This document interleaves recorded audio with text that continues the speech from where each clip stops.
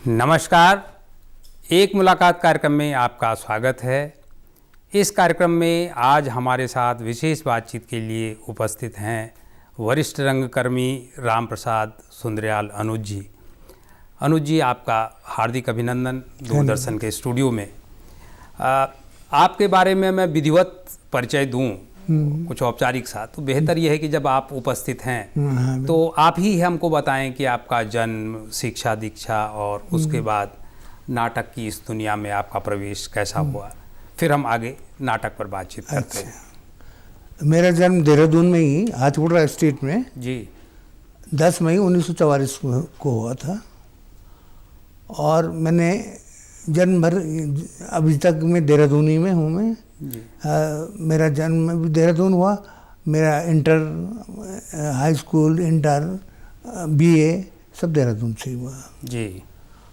और जहाँ तक रंगमंच का प्रश्न है तो शुरू से जब मैं 10 साल का था, 10 साल का था तो मैं बंगालियों के नाटक देखता था दुर्गा पूजा में। तो शौक पड़ा, क्योंकि कलकत्ता से जो हेड क्वार्टर था सर्वे ऑफ इंडिया का, वो कलकत्ता से देहरादून शिफ्ट हो गया था। तो बंगाली बंधु बहुत ट्रांसफ़र होकर के आए थे हाथीपुरा स्टेट में।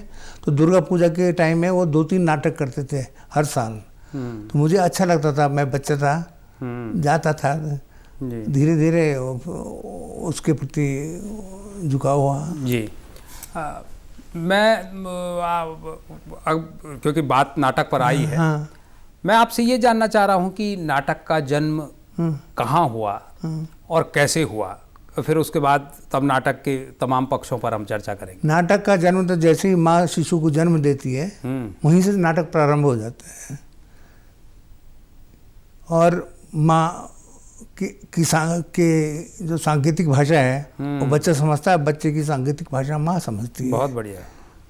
जब वो बच्चा कुछ बड़ा हो जाता है, मान लो 2 साल का हो गया, उसका जन्मदिन मनाया जा रहा है, तो माँ तैयार कर देती है। अगर शिशु लड़का है तो कहते हैं, सिखा देती है वो कि दादाजी कैसे चलते हैं, कैसे खांसते हैं, तो सबके सामने वो दिखाता है। जी। ऐसे ही क्या कहते हैं, अगर लड़की है तो उसे दादी का रोल दे दिया जाता है कि समझा दिया जाता है और वो करती है, स्टेज मतलब दिखाती है। तो जो है और बातें तो हाशिए में चली जाती है। सही बात तो यह है कि तभी से माँ का जन्म, माँ जैसे तो जन्म देती है। मैं आपकी बातचीत से, आपके जवाब से ये समझा कि जब सभ्यता ने जन्म लिया होगा, बिल्कुल, और मनुष्य ने बातचीत और संकेत के जरिए अपने आप को व्यक्त करना शुरू किया होगा, तो तभी एक तरह से नाटक का भी जन्म हो गया था। मेरे ख्याल से, मैं अगर सही हूँ। नहीं, बिल्कुल आप सही हैं। मेरा वही आशय था। विधिवत भले हमारे पास ये हो कि भाई भारत में भारतेंदु जी ने उन्होंने ज़्यादा वो किया, और फिर ऐसे ही अंग्रेजी में और शेक्सपियर के ज़माने से तो सारी दुनिया में ही जहाँ माँ है वहाँ जन्म लिया नाटक ने। जी। मैं जब आपका प्रोफाइल पढ़ रहा था और आपके बारे में जब चर्चा हम लोग कर रहे थे, तब मैं इस बात को बड़ी शिद्दत से महसूस कर रहा था कि एक बहुत लंबा अरसा, लगभग 6 दशक, अगर मैं सही हूँ तो आप लगभग नाटक के क्षेत्र में रहे और अभी भी एक तरह से बेशक मंच पे एक्टिव ना हो, लेकिन बैकग्राउंड से आप लगातार सक्रिय हैं। आपका क्या अनुभव है किसी नाटक को मंच के लिए कैसे हम ज़्यादा प्रभावशाली बना सकते हैं, ज़्यादा इफेक्टिव बना सकते हैं कि उसका मैसेज दूर तक भी जाए और अस्थायी भी रहे? कौन से तत्व हैं वो? ऐसा है कि जब मेरे पास कोई प्रारूप आता है नाटक का निर्देशन के लिए, तो पहले मैं उसको स्मूथ करता हूँ, मुलायम जिसे कहते हैं, कि रुकावट ना आए। उसको सारांश कुछ जोड़ देता हूँ, कुछ घटा देता हूँ, ताकि मेरा मैसेज जो है, नाटक का मैसेज जो है वो दर्शक तक पहुँच सके। और प्रभावशाली बनाने के लिए है कि मैं ज़्यादा शिल्प की छेड़छाड़ नहीं करता, क्योंकि जितना ज़्यादा शिल्प का प्रभाव होगा तो वो नैपथ्य में चले, हाशिए में चले जाएगा मैसेज। उसको मैं बहुत सरल तरीके से करता हूँ। यहाँ तक सोचता हूँ कि अगर नाटक के बीच में लाइट चली जाए तब भी लोग समझें कि नाटक क्या बोल रहा है, पता नहीं कि शिल्प के आधार पर मैंने लाइटिंग, डिजाइनिंग, म्यूजिक वगैरह सब डाल दिया, अब पता चला लाइट चलेगी तो लोग यूँ खड़े रहेंगे। तो मैं ऐसी चीज़ें नहीं रहने देता कि जिससे कि ज़्यादा डिस्टर्ब हो और मेरा मैसेज इफेक्टिव हो। जी मनोज जी, मुझे अगर अपने बचपन को मैं याद करूं तो उस दौर में आकाशवाणी से नाटकों की बराबर एक श्रृंखला चलती थी, और उन नाटकों का मन्नू भंडारी और मोहन राकेश के दौर को अगर मैं याद करूं तो वो नाटक इतने अस्थायी थे कि उनकी जो छाप है वो आज भी हमारे मन मस्तिष्क पर बहुत गहरी है।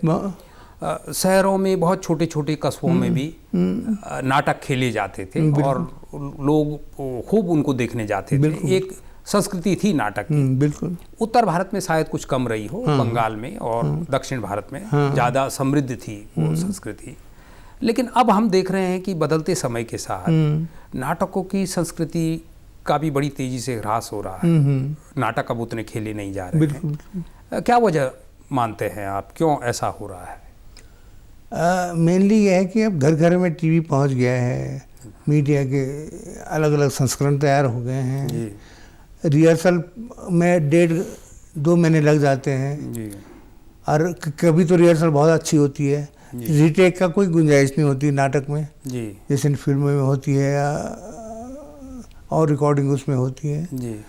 तो फिर दूसरी बात यह है कि ये बहुत क्लिष्ट मीडिया भी है, मतलब इसका नाटकों का, और हाँ, और इम्प्रोवाइजेशन पर इम्प्रोवाइजेशन चलते रहते हैं। यहाँ तक कि अधूरे जब मोहन राकेश जी ने बनाया था तो उसके 6-7 संस्करण बने, तब जाकर के वो प्रिंट आउट हुआ। तो आजकल कहानीकार भी सोचता है कि इतनी देर में तो मैं 4 कहानियाँ लिख दूँ, जितनी देर में 4 उपन्यास लिख दूँ, जितनी देर में मैं एक नाटक लिखूँगा, अप्रूवल पूछूंगा कि भाई आप छाप लो कि नहीं। तो बहुत सी बातें जुड़ गई हैं कि अब लेखक जो है वो नाटक को कम समय देते हैं जी। लेकिन जो आप कह रहे हैं कि एक कोई भी लेखक सोचता है कि जितने दौर में मैं एक नाटक लिखूँ, इतने दौर में तो मैं 4 कहानियाँ लिख सकता हूँ। लेकिन सवाल ये है कि कहानियाँ तो बहुत लिखी जा रही हैं, उपन्यास भी लिखे जा रहे हैं, कविताएं भी लिखी जा रही हैं, लेकिन नाटक जो मैसेज देता है, नाटक जो, ये बात मैं इसलिए भी कह रहा हूँ कि हम देखते हैं कि आज भी जब आप कह रहे हैं कि इलेक्ट्रॉनिक मीडिया का युग है और हमारे पास तमाम तरह के संसाधन उपलब्ध हैं, उसके बावजूद अगर आप देखेंगे कि किसी भी चीज़ को अगर जन सामान्य तक पहुँचाना है तो नुक्कड़ नाटक आपके पास आज भी सबसे बढ़िया जरिया है। मैं आपसे, क्योंकि आपने एक बहुत पुराना दौर भी देखा है और आप इस जिसको हम उत्तर आधुनिक युग कह रहे हैं इसको भी आप देख रहे हैं, क्या आपको लगता है कि नाटक में वो हैसियत है कि वो किसी मैसेज को समाज तक पहुंचाता है, और पहुंचाता है तो वो कितना अस्थायी होता है? ऐसा है, मेरे निर्देशन में एक नाटक हुआ था, नुक्कड़ नाटक, राजा का बाजा। राजा का बाजा इप्टा वालों ने बनाया था जी। तो मैगजीन ले आए मैं, आपको यकीन नहीं आएगा, मैंने जब वातायन से जब इस नाटक को किया तो 1 महीने तक रिहर्सल चलेगी, हालांकि 25 मिनट का नाटक था, क्योंकि मुझे सेटिस्फाई नहीं होता था कि इसको इसके जो इम्प्रेशन था बेरोजगारी पर था, वो हर कोई समझे कि ये नाटक क्यों किया जा रहा है, नुक्कड़ नाटक। और आपको ये बात जान करके खुशी होगी कि उसके 30 से भी अधिक प्रदर्शन हुए। भोपाल में 3 प्रदर्शन हुए। भोपाल अखिल भारतीय नुक्कड़ नाटक समारोह था, उसमें वातायन देहरादून को बुलाया गया था। अच्छा। मेरे निर्देशित नाटक वहाँ मंचित हुआ था। फिर उन्होंने उस पर कठपुतली पर प्रयोग किया और अलग अलग स्थानों में हुआ। दून क्लब में भी हुआ, तो साधारण मैदान में भी हुआ।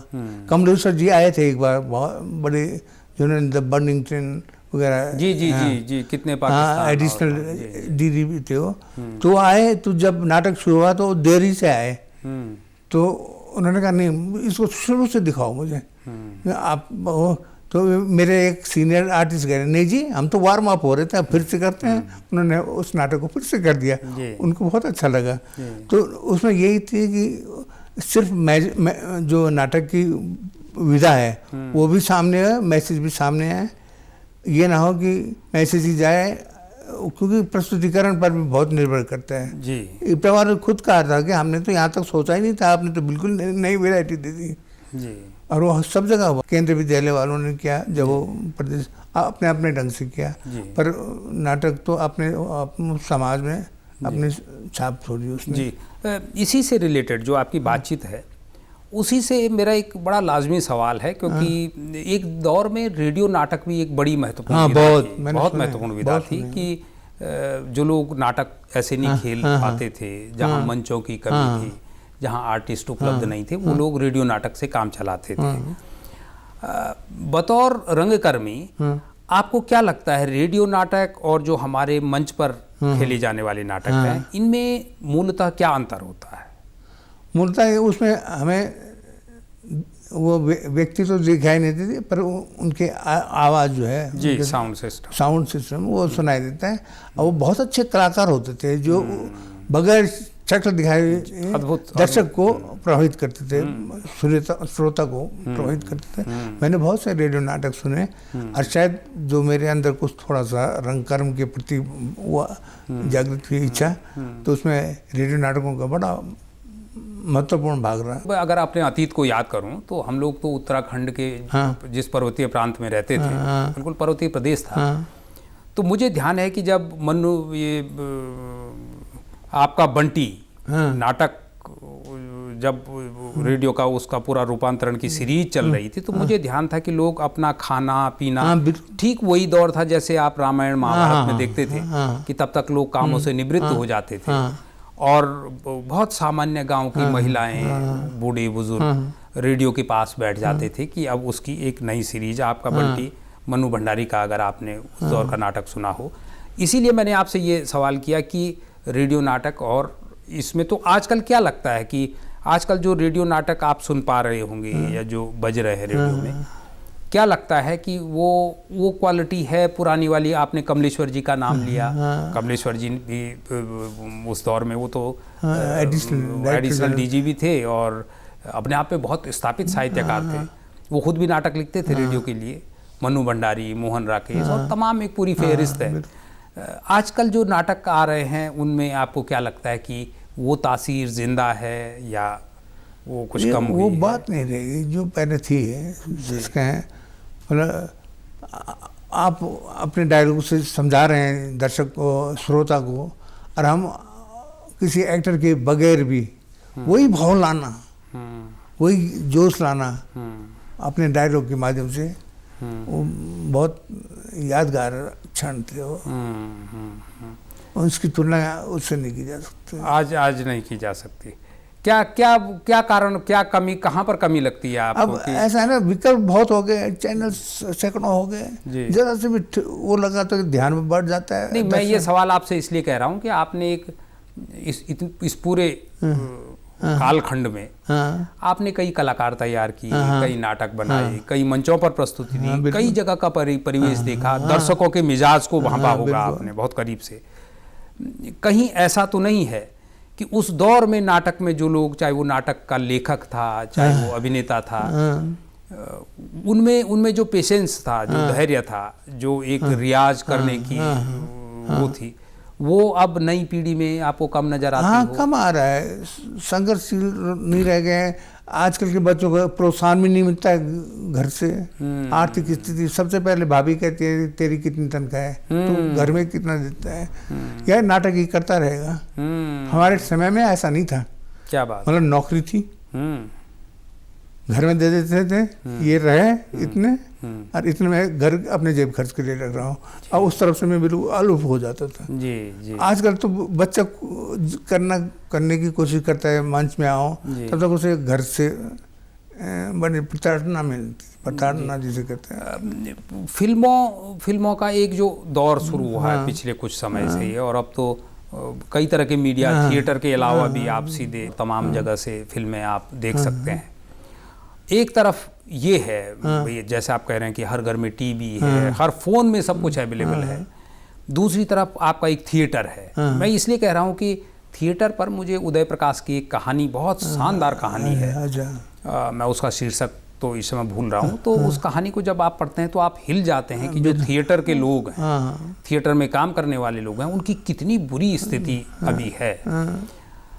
उसी स्थिति को अगर मैं यहाँ पर उसकी चर्चा करूँ तो मैं उसी संदर्भ में कह रहा हूँ कि थिएटर के लोग जब फिल्मों में जाते हैं हाँ हाँ तो वहाँ पर तो वो बड़े सफल माने जाते हैं। आप देखेंगे कि हमारे जो मेन स्ट्रीम का वो जो फिल्म जगत है, बिल्कुल बिल्कुल, वहाँ पर जो लोग थिएटर से गए हाँ उन्होंने बड़ा नाम भी कमाया आर्ट और फिल्म, हाँ और बड़े उनको समृद्धि भी मिली, इसमें कोई दो राय नहीं है।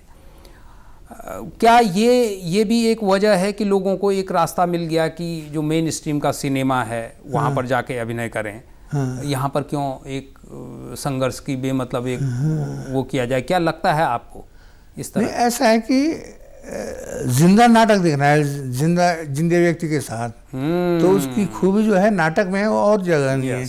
बहुत बड़ी बात है। अगर मैं 6 फीट का हूँ तो 35 mm में बड़ा दिखा दूंगा, हैं टीवी में आऊँगा तो छोटा दिखाई दूंगा, कद बदल जाता है, जबकि यहाँ में ओरिजिनल में होता। तो एक संवाद बनता है, बातचीत नहीं होती।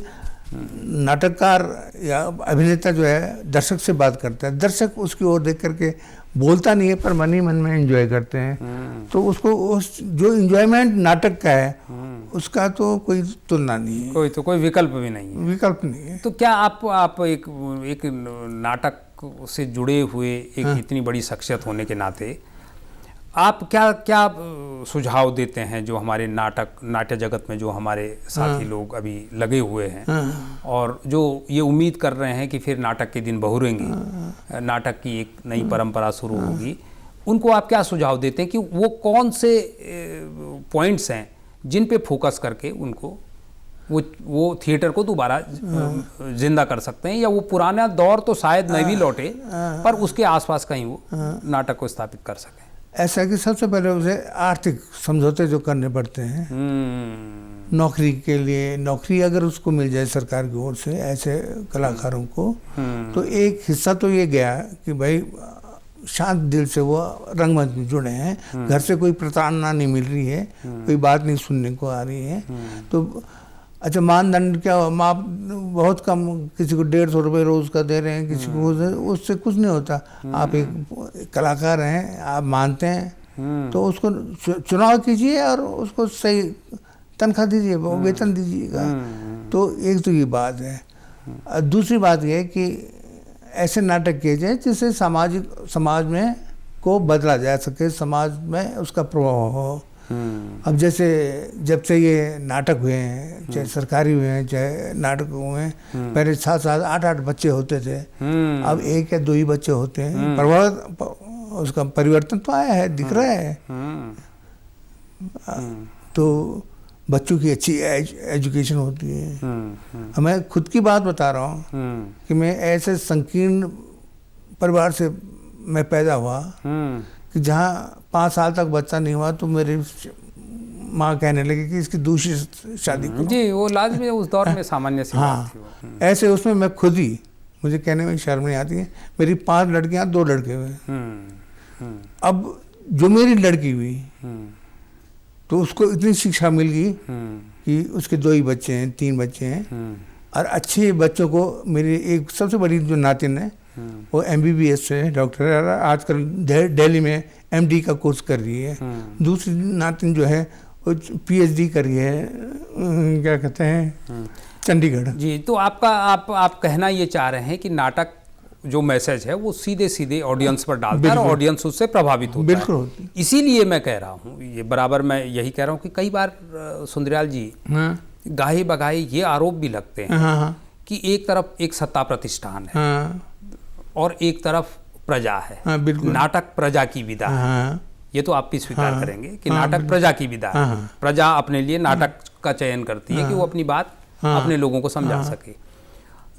कहीं ऐसा आपको लगता है कि सत्ता प्रतिष्ठान ने कुछ ऐसे मीडिया आपके सामने खड़े कर दिए हों जहां पर नाटक अपने आप बौना हो गया हो या संसाधन विहीन हो गया हो और उसका जो प्रभाव था वो खत्म हो गया? ये बड़ा टेक्निकल सा सवाल है और आप जैसे वरिष्ठ रंगकर्मी से मैं कर रहा हूँ तो कुछ इसका ऐसा है कि मैं राजा का बाजा का उदाहरण देता हूँ जी। वो बेरोजगारी पर था जी, और जो इंटरव्यूज होते थे वहाँ कैसे कैसे लोग आते हैं इंटरव्यू लेने वाले कि जिनको देख करके हंसी आती है, पर उसे जवाब देना ही पड़ता था। जब ये मैंने नाटक किया तो मैंने उसको इस ढंग से किया, वो एक शब्द नहीं काटा मैंने। इप्टा का नाटक था,